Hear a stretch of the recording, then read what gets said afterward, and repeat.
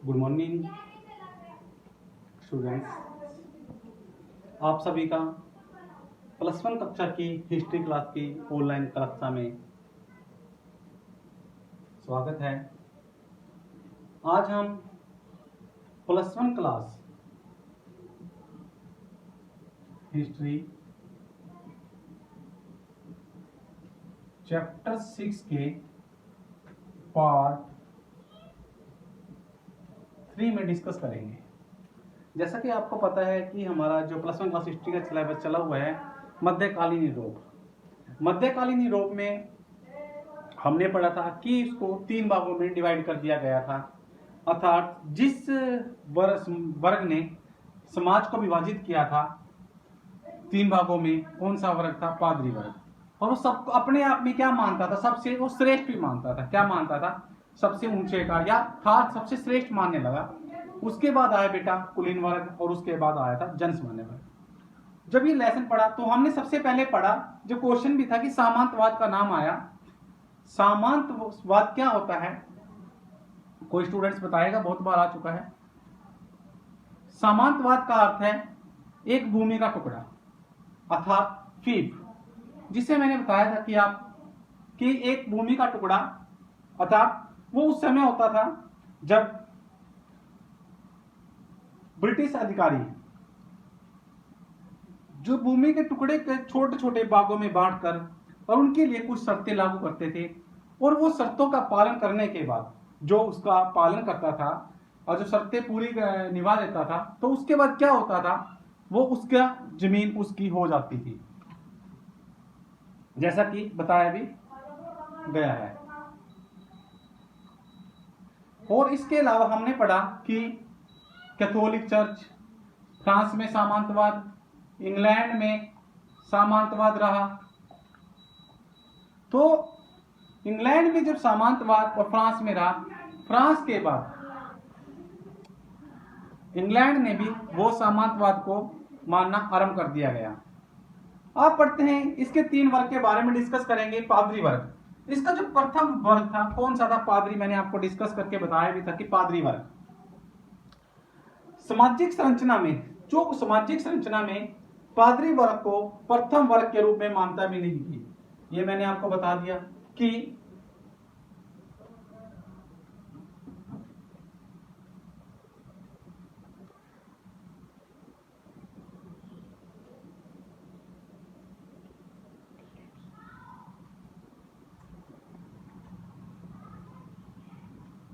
क्या बताया कि सामाजिक संरचना में, जब सामाजिक संरचना हुई, समाज को 3 भागों में बांट दिया गया। पादरी वर्ग को प्रथम वर्ग के रूप में मान्यता प्राप्त हुई, अर्थात उनको प्रथम वर्ग में माना गया। पादरी वर्ग चर्च से, जो पादरी वर्ग है वो चर्च से संबंधित था। किससे?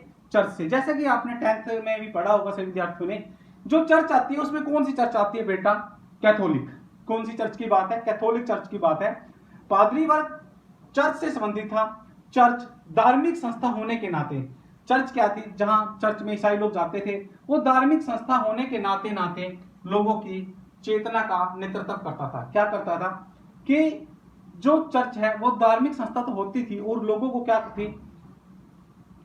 उनका चेतना का नेतृत्व करता था एवं श्रद्धा से जुड़ा था, अर्थात वहां जाकर लोग अपनी पूजा करते थे, मन्नतें मांगते थे, और लोगों को लगता था उससे श्रद्धा से भी जुड़े हुए थे।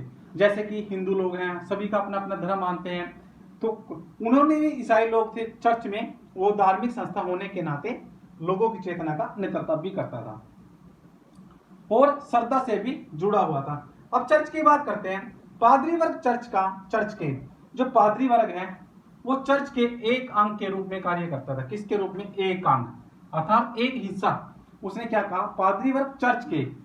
समझने की बात क्या है, इस लाइन को आप ध्यान से देखें कि पादरी वर्ग चर्च के, जो चर्च बनी हुई है, जैसे कि आपने देखा चर्च होती है, उसके अंग के रूप में कार्य करता था। कौन सा? सबसे पहला जो वर्ग है, अर्थात एक उसका हिस्सा था।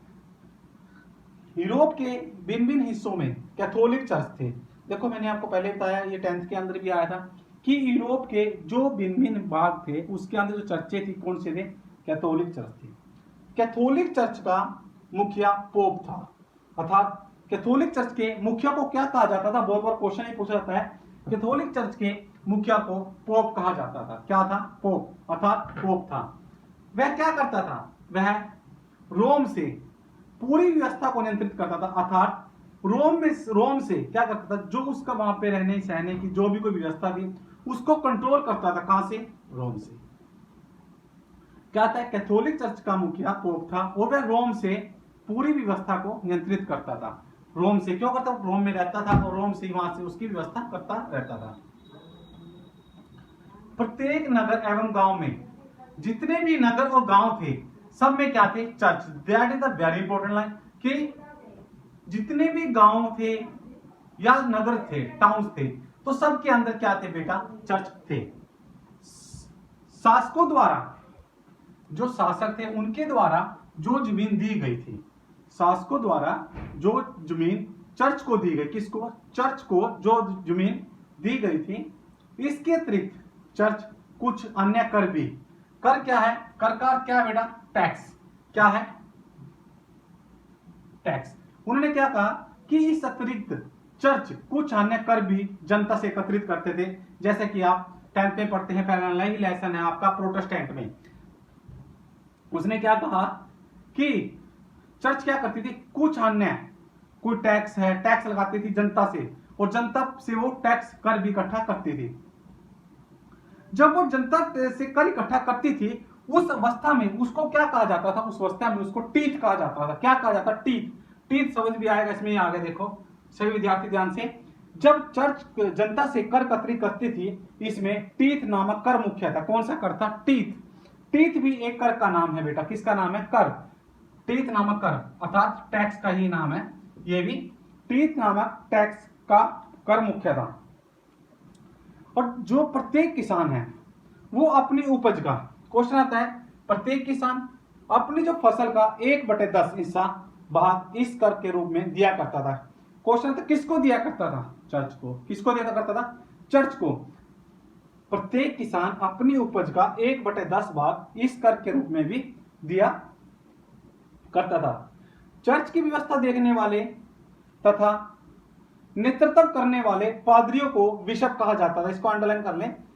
जो चर्च की एक तो व्यवस्था देखेगा सारी की सारी, और देखने वाले और उसका नेतृत्व करने वाले, जो उसका नेतृत्व भी करता था उसके बारे में बताना, नेतृत्व करना भी है कैसे कैसे, तो उसको क्या कहा जाता था? बिशप कहा जाता था। क्या कहा जाता था बेटा?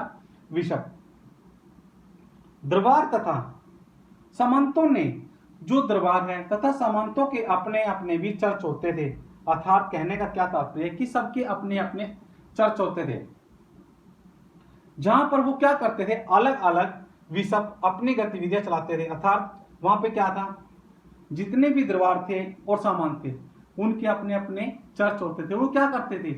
उस चर्च में वो सब अपनी अपनी मनमानी चलाते थे। क्यों? सबके अपने अपने चर्च थे, जैसा चाहा वो वैसा करते थे। उसमें कौन? बिशप। बिशप अपनी गतिविधियां भी वहां पर चलाते थे। पादरियों का के कार्य क्या थे बेटा? पादरी वर्ग लोगों की धार्मिक भावनाओं तथा परंपराओं का पूरा करता था। जो पादरी वर्ग था वो लोगों की धार्मिक भावनाओं तथा परंपराएं, जो उसके रीति रिवाज थे उसको भी पूरा करता था। यह ईसाई समाज का नेतृत्व करते थे। जैसा कि पता ही आपको, चर्च में जाते थे तो ये किसका नेतृत्व करते थे? ईसाई समाज का नेतृत्व करते थे। प्रत्येक रविवार को लोग क्या करते थे? प्रत्येक रविवार को, जब भी प्रत्येक संडे आता था, रविवार को लोग पादरी के धर्मोपदेश, अर्थात जो पादरी उनको कोई भी धर्मोपदेश सुनने के लिए आते थे, पादरी क्या करते थे? जो उनके धर्म है उनके उपदेश सुनने के लिए कब आते थे? रविवार को। प्रत्येक लोग रविवार को लोग पादरी के धर्मोपदेश सुनने के लिए आते थे। तो सामूहिक प्रार्थना के दौरान ही पादरी जन समुदाय धन संबंधित आशंका को दूर करता था। अर्थात कहने का तात्पर्य क्या है बेटा? जब रविवार को सारे पादरी वर्ग उसका पादरियों का जन उपदेश सुनने के लिए इकट्ठे हो जाते थे, तो इकट्ठे हो जाने के बाद वो जनता जो जन समुदाय बन जाता था उससे धन संबंधित अगर किसी व्यक्ति को कोई भी आशंका लगती थी कि धन का ये कर है क्या है, तो उन सारी समस्याओं का हल अर्थात उनके सामने सारी पेशकश कर देता था। कब? जब रविवार को वो सभी कस्म में आते थे, चर्च में आते थे। सभी जो भी आशंकाएं थी उसको दूर कर देता था। इस अवसर पर विभिन्न पारिवारिक परंपराओं के लिए समय भी देता था। और वो क्या करता था, जैसे जैसे अवसर बीतता गया और जो पारिवारिक परंपराएं थी उनके लिए भी वो समय देता था। क्योंकि परिवारों में क्या था, क्योंकि परिवारों में जन्म, मृत्यु, विवाह, वसीयत का फैसला इत्यादि, क्योंकि परिवारों में आपने देखा है कि जन्म भी होगा, मृत्यु भी होगी, विवाह भी होगा, वसीयत का फैसला इत्यादि के कार्य में भी पादरी की भूमिका महत्वपूर्ण मानी जाती है। अगर कोई भी किसी भी प्रकार का इनमें से कोई भी कार्य था, जन्म, मृत्यु, विवाह, वसीयत का फैसला, तो इन सबके कार्य में पादरी की भूमिका भी महत्वपूर्ण मानी जाती थी। गांव में विभिन्न मुद्दों पर, जो गांव है उनमें विभिन्न मुद्दों पर सामूहिक बैठक, मुद्दों पर, किसके ऊपर? सामूहिक मुद्दे होते थे। आपको पता है बहुत सारे मुद्दे होते हैं, उन मुद्दों पर क्या है, सामूहिक बैठक का स्थल भी चर्च था। अर्थात अगर कोई भी किसी प्रकार की कोई घटना घट गई है, अगर कोई भी मुद्दा है, कोई भी मीटिंग लेनी है, तो उसके लिए सभी लोग कहां इकट्ठे होते थे बेटा? चर्च में। किस में होते थे? चर्च में। इसलिए पादरी सामूहिक कार्यक्रमों के आयोजन भी महत्वपूर्ण माना जाता है, क्योंकि जो उनके महत्वपूर्ण कार्य होते थे वो सभी के सभी कहां पर इकट्ठे किए जाते थे? कहां पर इकट्ठे होते थे बेटा? चर्च में। किस में होते थे? चर्च में इकट्ठे होते थे।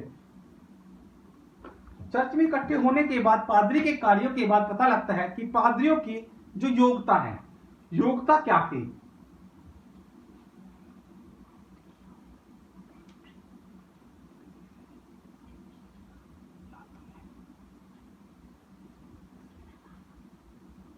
पादरी बनने के लिए इस समाज में कुछ योग्यताएं व शर्तें भी निर्धारित की गई। अर्थात पादरी बनने के लिए क्या किया गया?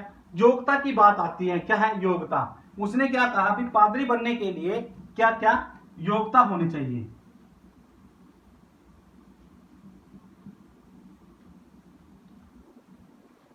उसने कुछ योग्यता पूछी, तो उसने क्या कहा,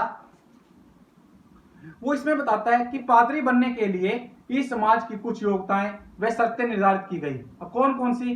कृषिदास, अपंग एवं मानसिक रूप से कमजोर तथा महिलाएं पादरी नहीं बन सकते थे। इसमें कौन कौन पादरी नहीं बन सकते थे? जो लोग अपंग, कृषक एवं महिलाएं, ये क्या थे? ये पादरी नहीं बन सकते थे। ये पादरी नहीं बन सकते थे। उसने क्या कहा? पादरी को ईसाई धर्म व धार्मिक पुस्तक का ज्ञान आवश्यक था। उसने क्या कहा कि जो पादरी बनेगा, पादरी के लिए उसने क्या क्या कंपलसरी किया बेटा? ध्यान से देखें। एक तो किया उन्होंने ईसाई धर्म, और दूसरा क्या कहा? बाइबल। उसने क्या कहा कि इन दोनों चीजों का क्या होना चाहिए था उनको? ज्ञान। उसने क्या कहा जब उसकी योग्यता की बात करी गई कि पादरी बनने के लिए किसी भी अपंग व्यक्ति को, किसी भी कृषक को, किसी भी महिला को पादरी नहीं बन सकते। जो पादरी बनेगा उसको ईसाई धर्म का ज्ञान होना चाहिए और बाइबल का भी ज्ञान होना चाहिए था। बाइबल का भी ज्ञान आवश्यक है। पादरी बनने वाले व्यक्ति को आजीवन अविवाहित रहना पड़ता था। जो पादरी बनता था बेटा उसको क्या था? जीवन भर अविवाहित रहना पड़ता था। क्या रहना पड़ता था? अविवाहित रहना पड़ता था। गांव के चर्च का मुख्य चर्च के साथ संबंध होता था। जो गांव और नगरों में चर्चें होती थी उनका क्या होता था? जो गांव और नगर में चर्च थी उनका संबंध मुख्य चर्च, कौन सी चर्च? कैथोलिक चर्च जैसे है, उन चर्च के साथ भी संबंध होता था। इसलिए गांव के पादरी को क्षेत्रीय चर्च के पादरी के प्रति शपथ भी लेनी, पादरी के प्रति शपथ भी लेनी होती थी। अब चर्च के अंदर क्या था? जैसा कि हमने पढ़ा, चर्च में बहुत सारी परंपरा भी हैं। प्रथम वर्ग की बात करते हैं।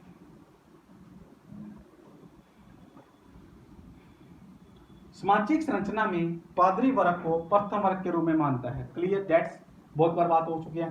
पादरी वर्ग चर्च से संबंधित था। किससे था? चर्च से था। और चर्च क्या थी? धार्मिक संस्था होने के नाते नाते लोगों की चेतना का नेतृत्व भी करता था और श्रद्धा से भी जुड़ा था। चर्च क्या थी? पादरी वर्ग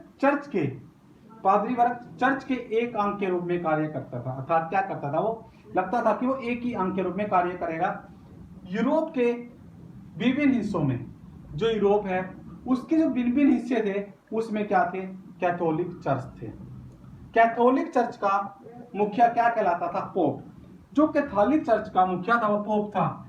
राजा तो मुखिया तो पोप था, परंतु वह रोम से ही पूरी व्यवस्था को नियंत्रित करता था। अर्थात रोम से में ही रहकर वो क्या करता था? पूरी की पूरी व्यवस्था को कंट्रोल भी करता था। प्रत्येक नगर और गांव में भी चर्च होते थे। जैसे ही प्रत्येक नगर और गांव में चर्च होते थे बेटा, इनका संबंध मुख्य चर्च से भी होता था। शासकों द्वारा जो चर्च को जमीन दी गई, इसके अतिरिक्त चर्च क्या करता था? कुछ अन्य कर भी इकट्ठे करता था। किससे? जनता से।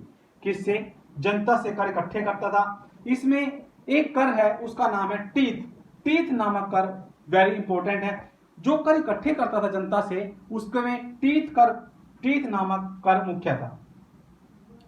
क्या था उस कर में, टीथ में? कि जो किसान है उसको अपनी फसल का 1/10 भाग इस कर के रूप में दिया करता था।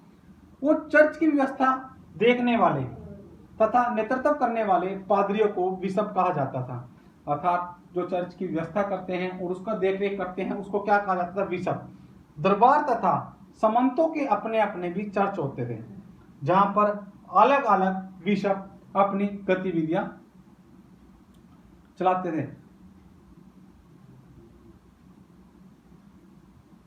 पादरियों के कार्य क्या थे? पादरी वर्ग लोगों की धार्मिक भावना परंपराओं को पूरा करता था और यह ईसाई समाज का भी नेतृत्व करते थे।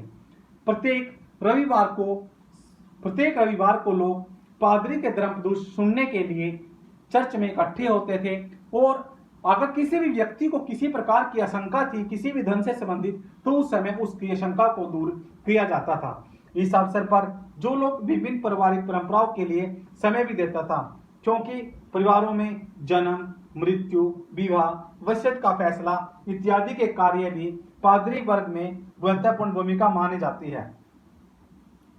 जबकि गांव के अंदर अगर किसी भी मुद्दे में बात होती थी, गांव के अंदर कोई भी मुद्दा हो गया, कोई पंचायत हो गई, तो इसके लिए सामूहिक बैठक के लिए कहां बैठते थे बेटा? कैथोलिक में। किसे बैठते थे? चर्च में। किसे बैठते थे? चर्च में। क्योंकि चर्च में इसलिए पादरी सामूहिक कार्यक्रमों के आयोजन भी महत्वपूर्ण माना जाता है। क्यों? वो जो भी कार्य करते थे सामूहिक रूप से इकट्ठे होते थे। कहां पर होते थे? चर्च में। इसलिए भी महत्वपूर्ण माना जाता है। और उसकी योग्यता क्या थी? उसने क्या कहा कि पादरी बनने के लिए अपंग, कृषक और महिला नहीं होने चाहिए। ये पादरी नहीं बन सकते। ये